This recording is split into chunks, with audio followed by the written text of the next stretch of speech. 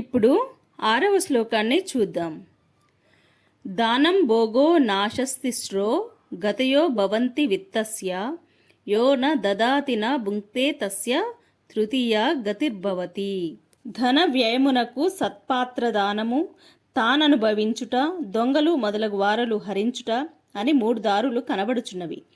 ఎవరు సత్పాత్రునకు ఇయ్యక తాను అనుభవింపక ఉండునో వాని ధనమునకు 3వ దారియే అగును. ఈ శ్లోకానికి గల భావాన్ని మరింత క్లియర్గా తెలుసుకుందాం. ఈ భూమి మీద డబ్బు అనేది 3 రకాలుగా ఖర్చు అవుతుంది అంటుండు. డబ్బన్నా ధనమన్నా ఒకటే కదా. అది ఏ విధంగా? మన దగ్గర ఉన్న డబ్బును ఇతరులకు దానం చేయడం ద్వారా ఖర్చు అవుతుంది కదా, లేదా మనమే భోగించడం ద్వారా, అంటే మనం ఆ డబ్బుతో ఎంజాయ్ చేస్తాము. ఎంజాయ్ చేయడం వల్ల ఆ డబ్బును మనం ఖర్చు పెట్టవచ్చు. దానం చేయడం వల్ల ఖర్చు పెట్టవచ్చు. మనమే దాన్ని అనుభవించడం ద్వారా ఖర్చు పెట్టవచ్చు. ఈ 2 జరిగినప్పుడు ఏమవుతుంది? నాశనం అయిపోతుంది ఆ ధనము అంటుండ్రు. ఏ విధంగా నాశనం అవుతుంది? నువ్వు దానం చేయలేదు, నువ్వు అనుభవించలేదు, అది చివరికి అది దొంగల పాలు అవుతుంది. ఎలా అవుతుందంటే, ఉదాహరణకి పూర్వకాలంలో దాచుకోవడానికి బ్యాంకులు అవి లేకపోవడం వల్ల భూమి లోపల డబ్బును ధనాన్ని వాళ్ళు దాచుకునే వాళ్ళు అనమాట. బంగారం కానీ ఏదైనా భూమి లోపల దాచి దాన్ని పూర్తి చేసేవాళ్ళు. వాళ్ళు ఏం చేసేది? వాళ్ళు ఎవరికన్నా దానం ఇచ్చేవాళ్ళ? ఇవ్వకపోయేది. మరి వాళ్ళు ఏమన్నా ఆ డబ్బుతో ఎంజాయ్ చేసేవాళ్ళ? లేదు. అది లాస్ట్కి ఎవరి పాలైంది? అది దొంగల పాలైందనమాట. అది ఎవరైతే చూస్తారో అది వాళ్ళు తీసేసుకుంటారు. కాబట్టి వాళ్ళు దానం చేయలేదు, వాళ్ళు అనుభవించలేదు, చివరికి అది దొంగల పాలైంది అని చెప్తుండు. ఈ 3 రకాలుగా ఈ భూమి మీద డబ్బు ఖర్చు అవుతుంది అని చెప్తున్నాడు ఇక్కడ. ఇప్పుడు 7వ శ్లోకాన్ని చూద్దాం. దుర్జనః పరిహర్తవ్యో విద్యయాలంకృతోపి సన్ మణినాలంకృతః సర్పః కిమసౌ న భయంకరః. ఈ శ్లోకానికి భావాన్ని చూద్దాం. పాము శిరమునందు రత్నము కలదైనను భయంకర మగుట చేత దూరముగా నెటుల వదలదగినది అగుచున్నదో అట్లే దుర్జనుడును విద్యావంతుడైనను దూరముగా విడవదగినవాడు. ఈ శ్లోకానికి భావాన్ని మరింత క్లియర్గా తెలుసుకుందాం. పాము తల లోపల రత్నము ఉంటుంది. తెలుసా మీకు? పాము తల లోపల ఒక మణి దాగి ఉంటుందంట.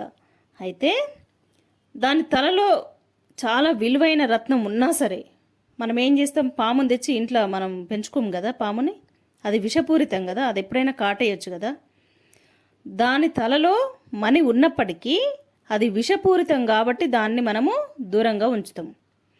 అట్లే గొప్ప విద్యావంతుడైనా సరే అతడు చెడ్డవాడైనచో అతనికి దూరంగా ఉండాలి అని చెప్తుంది ఈ శ్లోకం. అంటే ఉదాహరణకి కొన్నేళ్ల క్రితము ఢిల్లీలో ఒక యూనివర్సిటీలో ప్రొఫెసర్ అంటే ఏంది? ఆయన టీచింగ్ చేస్తాడు కదా. ప్రొఫెసర్ అంటే ఎంత పెద్ద పొజిషన్, ఒకరికి చెప్పే పొజిషన్లో ఉన్నాడు. కానీ అతనికి టెర్రరిస్టులతో సంబంధాలు ఉన్నాయి. ఆ విషయం తెలిసిన తర్వాత ఆయనని అరెస్ట్ చేయడం జరిగింది. అంటే ఎంత గొప్పవాడైనా, ఎంత గొప్ప విద్యావంతుడైనా అతడు చెడ్డవాడైతే అతనికి దూరంగా ఉండాలి. ఇవన్నీ మీరు ఉట్టినే చదువుకోవడం కాదు, మీ లైఫ్లో వీటిని అప్లై చేసుకోవాలి అని. అందుకే ఈ నీతి శతకానికి సంబంధించి పెట్టేది అందుకే. అంతేనా? మన లైఫ్కి అప్లై చేసుకోవాలి. ఉట్టినే చదివి ఎగ్జామ్ రాయడం కాకుండా ఇలాంటి వాళ్లకు మనం దూరంగా ఉండాలి అనేది మనకు అర్థం అవ్వాలన్నమాట. ఓకేనా? ఇప్పుడు 8వ శ్లోకాన్ని చూద్దాం. సంపత్సు మహతాం చిత్తం భవత్యుత్పల కోమలం ఆపత్సు చ మహాశైల శిలా సంగాత కర్కశం. ఈ శ్లోకానికి భావాన్ని చూద్దాం. మహాత్ముల మనస్సు సంపదలు సంభవించునేని కలువ కంటే కోమలముగా ఉండును. ఆపదలు వచ్చునేని పెద్ద కొండయందలి రాతి గుండు వలె కఠినముగా ఉండును. అనగా సంపదలు వచ్చిన గర్వించి కఠినులు కారనియు, ఆపదలు వచ్చిన వెలవెల బోరనియు భావము. సరే, ఈ శ్లోకానికి భావాన్ని మరింత క్లియర్గా తెలుసుకుందాం. సంపదలు కలిగినప్పుడు మహాత్ముల మనస్సు కలువ పూల వలె మృదువుగా ఉంటుంది. ఆపదలు వచ్చినప్పుడు మాత్రం పెద్ద కొండరాళ్ల వలె కఠినంగా ఉంటాయి. సరే, దీన్ని ఇంకా క్లియర్గా మనం తెలుసుకుందాం. సంపదలు వచ్చినప్పుడు అంటే డబ్బు, కార్లు, హోదా, మంచి ఇల్లు ఇవన్నీ సంపాదించుకున్నారనుకోండి.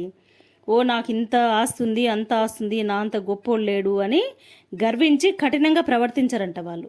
నాకు ఇంత ఆస్తుంది, ఇంత డబ్బు ఉంది, నేను చాలా గొప్ప ధనవంతుని అని చెప్పంటే వాళ్ళు గర్వపడరంట. వాళ్ళు కఠినంగా ప్రవర్తించారంట. చూస్తున్నారు కదా సమాజంలో కొంతమంది డబ్బు ఉంటే వాళ్ళు మిగతా వాళ్ళని ఎవ్వరు లెక్క చేయరనమాట. ఇప్పుడు ఏదైనా ఫంక్షన్స్కి పోయినా కూడా డబ్బున్న వాళ్ళకు ఉన్న వాల్యూ మిగతా వాళ్ళకు ఉండదన్నమాట. ముందు వాళ్ళనే పలకరిస్తారు, తర్వాతనే మిగతా వాళ్ళని పలకరిస్తారు. మిగతా వాళ్ళని పలకరిస్తారు, లేకపోతే లేదు. అంటే డబ్బుకు అంత వాల్యూ ఉందన్నమాట. ఈ డబ్బున్న వాళ్ళు కూడా అంత పొగరు చూపిస్తారనమాట. ఇక్కడ ఏమంటుండు, సంపదలు వచ్చినప్పుడు గర్వించి కఠినంగా ప్రవర్తించరంట వాళ్ళు. ఆపదలు వచ్చినాయి అనుకోండి, ఏదైనా కష్టం వచ్చిందనుకోండి వెలవెల పోరట. అంటే ఏంటి, అయ్యో నాకేంది ఇంత కష్టం వచ్చింది అని చెప్పి కృంగిపోరంట. మెంటల్గా డౌన్ అయిపోతారు కదా కొందరు, అయ్యో నాకే ఎందుకు జరుగుతుంది ఇలా, నాకెందుకు ఇంత కష్టం వచ్చింది అని చెప్పి కృంగిపోతారు కదా, అట్లా గారంట. ఈ విషయంలో మనము శ్రీరాముణ్ణి తీసుకోవచ్చు. మనం ఇంతకుముందు ఒక శ్లోకంలో కూడా శ్రీరామచంద్రుని ఉదాహరణగా తీసుకున్నాం కదా, దీంట్లో కూడా తీసుకోవచ్చు. శ్రీరామచంద్రుని తండ్రి దశరథుడు, అతనికి వివాహం జరిగింది శ్రీరామచంద్రుడికి. నెక్స్ట్ డేనే పట్టాభిషేకం అనమాట. ఆ రాజ్యానికి రాజు కావాల్సి ఉంది.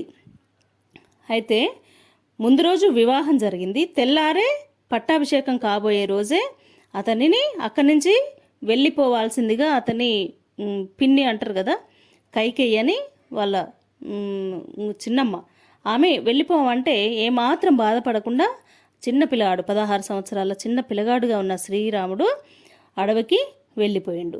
సంపదలు ఉన్నప్పుడు ఆయన గొప్పగా పొంగిపోలేదు. అంత రాజరికాన్ని అనుభవిస్తూ ఉన్నా సరే వెళ్ళిపోమనగానే అడవులకు వెళ్ళిపోయాడు. కాళ్ళకు చెప్పులు కూడా లేవు లాస్ట్కి.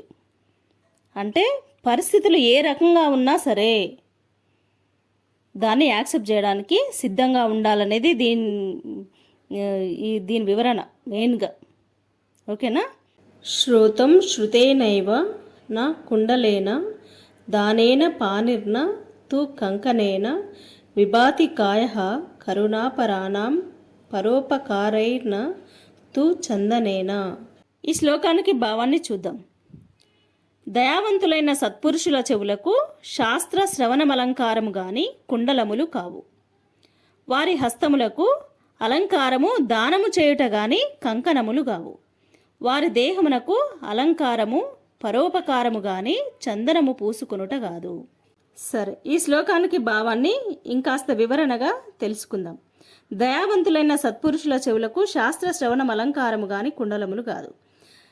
దయావంతులైన సత్పురుషులు అంటే ఇతరుల పట్ల జాలి దయ చూపించే వాళ్ళు గొప్పవారు ఉంటారు కదా, అలాంటి వాళ్లకు శాస్త్రం అలంకారము కానీ కుండలములు కాదు. అంటే చెవులకు చెవి పోగులు పెట్టుకోవడం అనేది చెవులకు అది కాదు, వాళ్ళకు అందం అది కాదు. మరి ఏంటట అందము? శాస్త్ర శ్రవణం అలంకారము. వేదాలు, పురాణాలు, ఉపనిషత్తులు ఇలాంటి శాస్త్రాలు ఉంటాయి కదా, అవి వినడం అనేది అలంకారము అని చెప్తున్నాడు ఇక్కడ. ఇంకా వారి హస్తములకు అలంకారము దానము చేయట గాని కంకణములు కావు. హస్తములు అంటే చేతులు.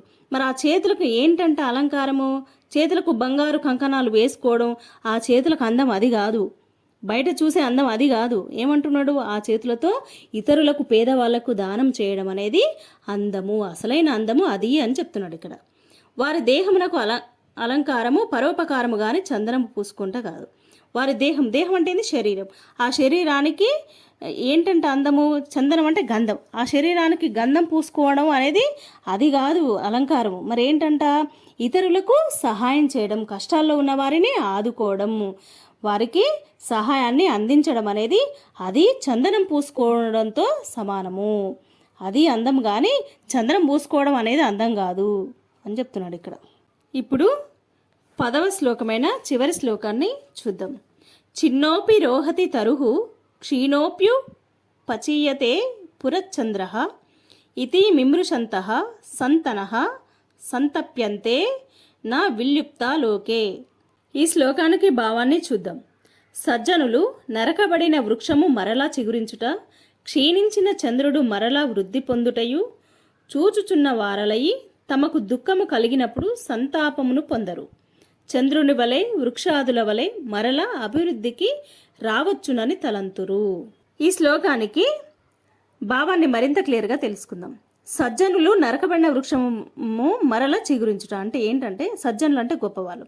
గొప్ప వాళ్ళ మనస్తత్వం ఎలా ఉంటుందో చెప్తున్నాడు దీంట్లో. ఏంటంటే ఇప్పుడు ఒక చెట్టు ఉంది, చెట్టుని నరికేస్తాం మనం. నరికేసిన తర్వాత ఏమైతే కుదురుల తర్వాత చిగురు వస్తుంది కదా. అయితే అట్లనే ఆ, క్షీణించిన చంద్రుడు అంటే అమావాస్య టైంలో చంద్రుడు కనబడ్డు కదా, చీకటి అయిపోతుంది కదా అంతా. కానీ నెక్స్ట్ డే నుంచే చంద్రుడు మళ్ళీ స్టార్ట్ అవుతూనే ఉంటాడు కదా. ఫుల్ మూన్ వచ్చే వరకు చంద్రుడు పెద్దగా కనబడతాడు అప్పుడు. అంటే ఒకసారి చంద్రుడు క్షీణించినంత మాత్రాన ఇక మొత్తం క్షీణించలేదు కదా, మళ్ళీ వృద్ధి పొందిండు కదా. చెట్టును నరికేసినంత మాత్రాన అది పూర్తిగా చచ్చిపోలేదు కదా. వృక్షం మళ్ళా కూడా చిగురిస్తుంది కదా. అట్లనే సజ్జనులు గొప్పవాళ్ళు ఏం చేస్తారంట, వాళ్ళకి ఏదైనా కష్టం వచ్చింది అనుకోండి, నాకు ఈ కష్టం వచ్చింది అయ్యో అని చెప్పి వాళ్ళు ఎప్పుడు ఏడ్చుకుంటూ కూర్చోరంట. చెట్టు ఏ విధంగా అయితే మరలా చిగురిస్తుందో, చంద్రుడు ఏ విధంగా అయితే మరలా వృద్ధి పొందుతుండో, మళ్ళీ వీళ్ళకు మంచి రోజులు వస్తాయి అని వాళ్ళు భావిస్తారంట. మళ్ళీ మంచి రోజులు వస్తాయని చెప్పి వాళ్ళు తలుస్తారంట. ఎప్పటికీ మంచిగా జరుగుతుంది అనే ఉద్దేశంతో వాళ్ళు ఉంటారు. ఏదైనా కష్టం వస్తే మనం ఉట్టిగా ఏమైపోతాం, చాలా డౌన్ అయిపోతాం. అలా కావద్దు. ఒకసారి కష్టం వచ్చినప్పుడు ఏమవుతుంది, నెక్స్ట్ మనకు సుఖం వస్తుంది. ఒకసారి కష్టం ఒకసారి సుఖం అనేది ఒక సర్కిల్ లాగా జరుగుతూనే ఉంటాయి. ఏదైనా జరిగినప్పుడు దానికి కృంగిపోకూడదు, మళ్ళీ నెక్స్ట్ మంచి జరుగుతుందని ఆశాభావంతో మనం బ్రతకాలి. అవునా? అది